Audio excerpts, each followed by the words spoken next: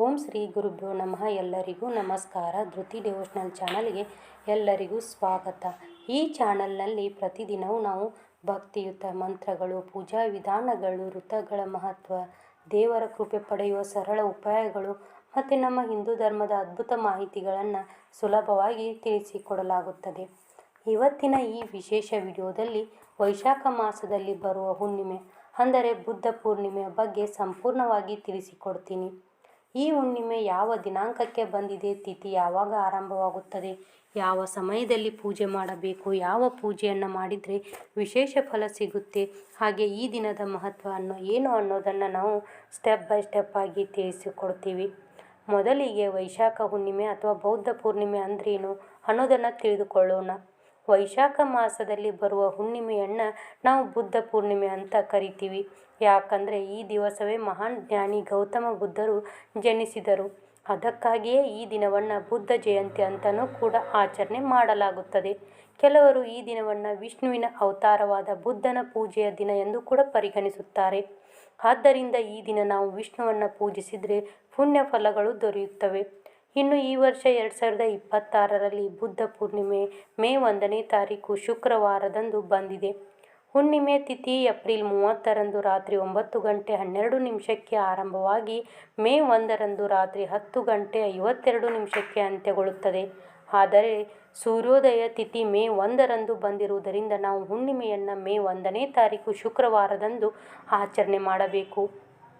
ಈ ದಿನ ಶುಕ್ರವಾರ ಕೂಡ ಇರುವುದರಿಂದ ಇದು ಇನ್ನೂ ವಿಶೇಷವಾಗುತ್ತದೆ. ಯಾಕಂದರೆ ಶುಕ್ರವಾರ ಮಹಾಲಕ್ಷ್ಮಿಗೆ ಸಮರ್ಪಿತವಾದಂತಹ ದಿನವಾಗಿದೆ. ಇದರಿಂದ ಈ ದಿನ ಲಕ್ಷ್ಮೀ ಪೂಜೆಯನ್ನು ಮಾಡಿದರೆ ದಾರಿದ್ರ್ಯ ನಿವಾರಣೆ ಆಗುತ್ತದೆ, ಮನೆಗೆ ಐಶ್ವರ್ಯ ಬರುತ್ತದೆ. ನೀವು ಸರಳವಾಗಿ ಮನೆಯಲ್ಲಿ ಕಳಸವನ್ನು ಸ್ಥಾಪನೆ ಮಾಡಿ ಲಕ್ಷ್ಮಿಗೆ ಕುಂಕುಮಾರ್ಚನೆ ಮಾಡಿ ಹೂಗಳಿಂದ ಅಥವಾ ಅಕ್ಷತೆಗಳಿಂದ ಅರ್ಚನೆಯನ್ನು ಮಾಡಿ ಲಕ್ಷ್ಮೀ ಅಷ್ಟೋತ್ತರವನ್ನು ಪಠಿಸಿ ಪೂಜೆ ಮಾಡಿದರೂ ಸಾಕು. ಒಂದು ತುಪ್ಪದ ದೀಪ ಹಚ್ಚಿದರೂ ಕೂಡ ಬಹಳ ಶುಭ ಫಲ ದೊರೆಯುತ್ತದೆ. ಹಾಗೆ ಈ ದಿನ ಕೆಲವರು ವಿಶೇಷವಾಗಿ ಅಕ್ಷಯ ಪಾತ್ರೆ, ಲಕ್ಷ್ಮೀ ಕುಂಚಂ, ಕುಬೇರ ಕುಂಚಂ ಅಥವಾ ಕುಬೇರ ಪೋಟ್ಲಿ ಸ್ಥಾಪನೆ ಮಾಡುತ್ತಾರೆ.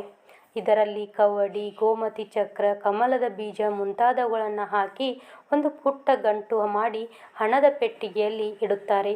ಇದರಿಂದ ಹಣದ ಅಭಿವೃದ್ಧಿ ಆಗುತ್ತದೆ. ಹೊಸದಾಗಿ ಶುರು ಮಾಡುವವರು ಈ ದಿನ ಶುರು ಮಾಡಿದರೆ ತುಂಬ ಒಳ್ಳೆಯದು ಅಂತ ಹೇಳುತ್ತಾರೆ. ಇನ್ನು ಪೂಜೆ ಮಾಡುವ ಸಮಯದ ವಿಷಯಕ್ಕೆ ಬಂದರೆ ಈ ದಿನ ಪೂರ್ತಿ ಹುಣ್ಣಿಮೆ ತಿಥಿ ಇರುವುದರಿಂದ ನೀವು ಬೆಳಗಿನ ಬ್ರಾಹ್ಮಿ ಮುಹೂರ್ತದಲ್ಲಿ ಪೂಜೆ ಮಾಡಬಹುದು ಅಥವಾ ಸಂಜೆ ಗೋಧೂಳಿ ಸಮಯದಲ್ಲೂ ಪೂಜೆ ಮಾಡಬಹುದು. ರಾಹು ಕಾಲವನ್ನು ಬಿಟ್ಟು ಬೇರೆ ಯಾವ ಸಮಯದಲ್ಲಾದರೂ ಪೂಜೆ ಮಾಡಿದರೂ ಕೂಡ ನಡೆಯುತ್ತದೆ.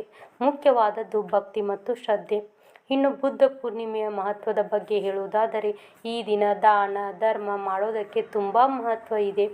ಬಡವರಿಗೆ ಅನ್ನದಾನ ಮಾಡುವುದು, ನೀರು ಕೊಡುವುದು, ವಸ್ತ್ರದಾನ ಮಾಡುವುದು ತುಂಬ ಪುಣ್ಯ ಕಾರ್ಯ ಎಂದು ಹೇಳಲಾಗಿದೆ. ಹಾಗೆ ಈ ದಿನ ಉಪವಾಸವಿದ್ದು ದೇವರ ಆರಾಧನೆ ಮಾಡಿದರೆ ಮನಸ್ಸಿಗೆ ಶಾಂತಿ ಮತ್ತು ಜೀವನದಲ್ಲಿ ಒಳ್ಳೆಯ ಫಲಗಳು ದೊರೆಯುತ್ತವೆ.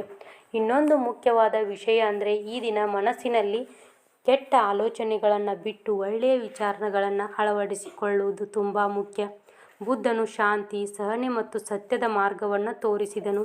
ಆದ್ದರಿಂದ ಈ ದಿನ ನಾವು ಕೂಡ ಈ ಮಾರ್ಗವನ್ನು ಅನುಸರಿಸುವ ಪ್ರತಿಜ್ಞೆ ತೆಗೆದುಕೊಂಡರೆ ಜೀವನದಲ್ಲಿ ಉತ್ತಮ ಬದಲಾವಣೆಗಳು ಬರುತ್ತವೆ. ಹೀಗಾಗಿ ಸ್ನೇಹಿತರೆ, ಈ ವೈಶಾಖ ಹುಣ್ಣಿಮೆ ಅಥವಾ ಬುದ್ಧ ಪೂರ್ಣಿಮೆಯ ದಿನವನ್ನು ವ್ಯರ್ಥ ಮಾಡದೆ ಭಕ್ತಿಯಿಂದ ಪೂಜೆ ಮಾಡಿ ಸಾಧ್ಯವಾದಷ್ಟು ದಾನ ಧರ್ಮ ಮಾಡಿ ದೇವರ ಆಶೀರ್ವಾದ ಪಡೆಯಿರಿ. ಈ ದಿನ ಮಾಡಿದ ಪುಣ್ಯ ಕಾರ್ಯಗಳು ಬಹಳ ಪಟ್ಟು ಫಲ ನೀಡುತ್ತವೆ. ನೋಡಿದ್ರಲ್ಲ ಸ್ನೇಹಿತರೆ, ಈ ವಿಡಿಯೋದಲ್ಲಿ ವೈಶಾಖ ಹುಣ್ಣಿಮೆ ಯಾವ ದಿನಾಂಕಕ್ಕೆ ಬಂದಿದೆ, ತಿಥಿ ಸಮಯ ಏನು, ಯಾವ ಸಮಯದಲ್ಲಿ ಪೂಜೆ ಮಾಡಬೇಕು, ಏನೆಲ್ಲ ವಿಶೇಷ ಪೂಜೆ ಮಾಡಬಹುದು ಅನ್ನೋದನ್ನು ಸಂಪೂರ್ಣವಾಗಿ ತಿಳಿಸಿಕೊಟ್ಟಿದ್ದೀನಿ. ಈ ಮಾಹಿತಿ ನೀವು ಸರಿಯಾಗಿ ಅನುಸರಿಸಿದರೆ ಖಂಡಿತವಾಗಿಯೂ ಶುಭ ಫಲಗಳು ಪಡೆಯಬಹುದು.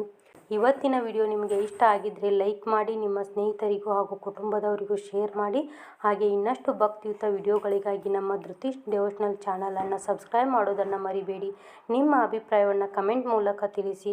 ಮತ್ತೊಂದು ಉಪಯುಕ್ತ ವಿಡಿಯೋದಲ್ಲಿ ಮತ್ತೆ ಭೇಟಿಯಾಗೋಣ. ಧನ್ಯವಾದಗಳು. ಸರ್ವೇ ಜನ ಸುಖಿನೋ ಭವಂತು.